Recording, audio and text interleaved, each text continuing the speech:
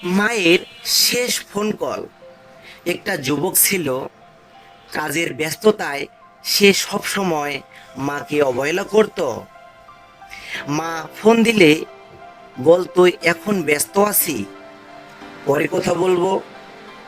মা শুধু বলতেন, বাবা ভালো থাকিস। একদিন মা ফোন করলেন।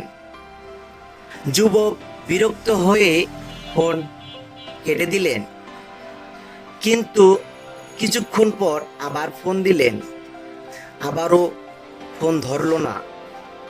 রাতের খবর এলো তার মা খুবই অসুস্থ। সে দৌড়ে হাসপাতালে গেল, কিন্তু ততক্ষণে অনেক দেরি হয়ে গেছে। মা আর কথা বলতে পারছিলেন না। মায়ের বালিশের নিচে একটা চিঠি পাওয়া গেল।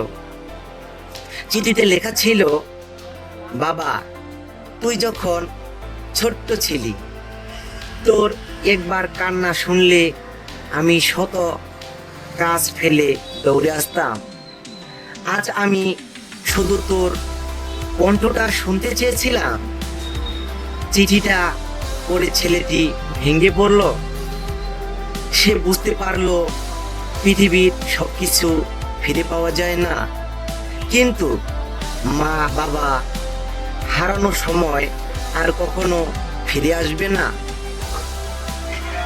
আজই মা বাবার খোঁজ নিন, কারণ একদিন হয়তো ফোন করতে চাইবেন, কিন্তু ওপার থেকে আর হ্যালো বাবা বলবে না।